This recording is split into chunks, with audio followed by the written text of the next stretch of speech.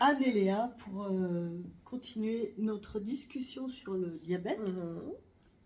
Et on avait envie de parler de l'alimentation. C'est mieux. Ouais. Voilà.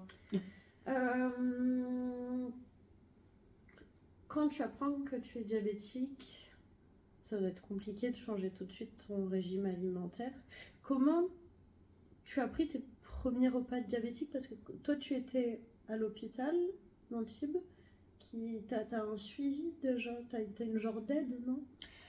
Alors, oui, les premières modifications, c'est que j'ai été invitée, conviée.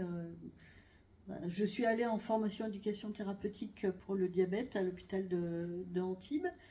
Et là, il y a différents ateliers qui sont proposés, parmi lesquels un atelier qui est fait par la diététicienne du service diabéto, qui est en fait très très intéressant parce que c'est une mise en pratique. En fait, on a fait de la cuisine ensemble. Okay.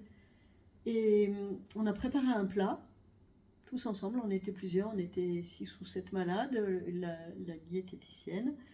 Et on a cuisiné ensemble, elle nous a donné des explications et on a déjeuné ensemble. C'était donc tourné sur la convivialité. Ce qui est très intéressant, c'est qu'elle nous a fait travailler sur les lasagnes.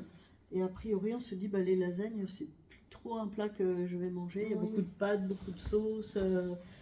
Et en fait, faire des lasagnes diabétiques, d'abord c'est super bon.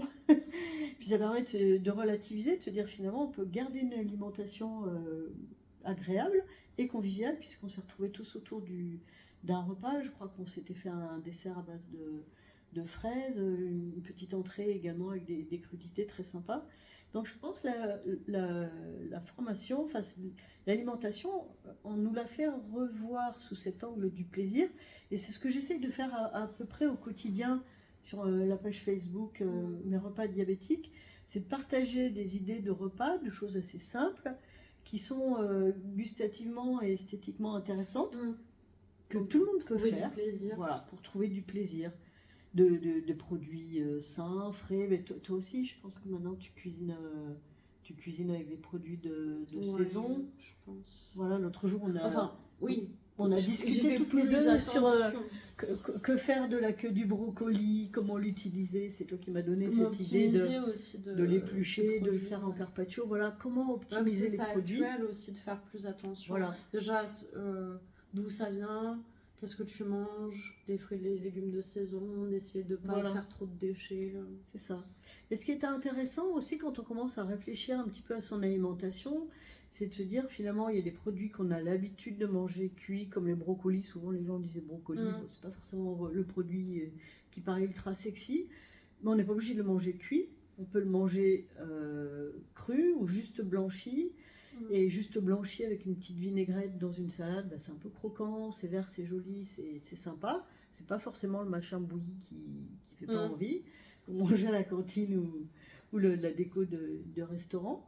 Et puis cette idée de le manger en carpaccio avec de se réinventer. Voilà, de se réinventer. Et je pense que c'est ça qui est intéressant dans l'alimentation, c'est d'aller vers, je vais pas dire un art, faut peut-être pas pousser la chose, mais d'essayer de retrouver le plaisir de choisir son produit, de l'acheter pas cher, au bon producteur, au bon moment, qui vient de pas trop loin, d'être dans les... Moi, je pense qu'il y a forcément des gens, tu sais, qui n'aiment pas cuisiner, donc ça doit pas être très évident. Enfin, je sais pas si ça parle du coup à ces personnes-là, ce qu'on est en train de dire, sauf que c'est tellement un besoin primaire qu'il faut trouver des manières de s'intéresser, tu vois. De s'intéresser, de se reconnecter à ça, parce qu'il ne faut pas oublier qu'on vient d'où, quand on était des nomades en peau de bête, qu'on vivait dans les cavernes, qu'on se déplaçait tous les jours. Il fallait cueillir des baies, ramasser des racines, trouver comment enlever la terre des racines et les manger,